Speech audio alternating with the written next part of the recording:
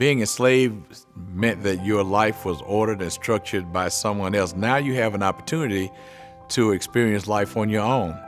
In the years after the Civil War, a number of freed slaves decided to stay in Gwinnett County to work the land, start small businesses, and raise their families. But there were few, if any, options for educating their kids. Churches were the schools, classrooms. Church was a big part of the education of African American children. In 1951, the Hooper-Renwick School was established and served black students in grades 1st through 12th. It was important to my mom and my dad, that we do two things in life: go to church and go to school. I went to school at Hooper-Renwick every single day. When I first started, it was the original 12-room building, red brick building. With just one room for each grade, it was far from the size of the other white schools in the area, and it was the only black high school in Gwinnett County. They gave us 2 school buses, and those 2 school buses went all over Gwinnett County picking up black kids, bringing them to this building.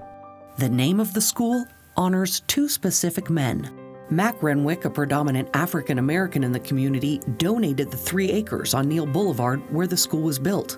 Marshall Hooper was a longtime teacher and the first principal of the school.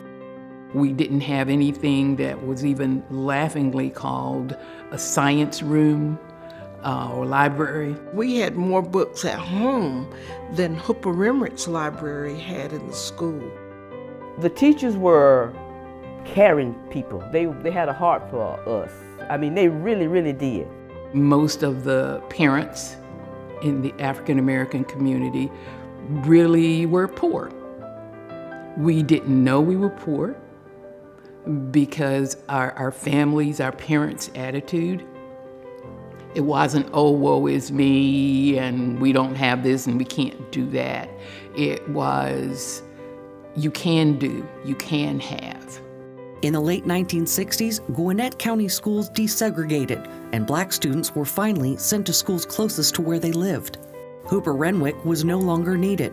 While it was used for a variety of other purposes over the next several decades, it was slated for demolition.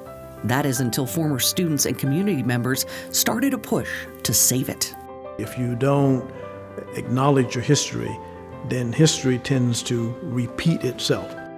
Working with the city of Lawrenceville and the county, there are now big plans to turn this into a one-of-a-kind part museum, part library. The phrase is in my mind, ushering in a new era of diversity, inclusion, and equity.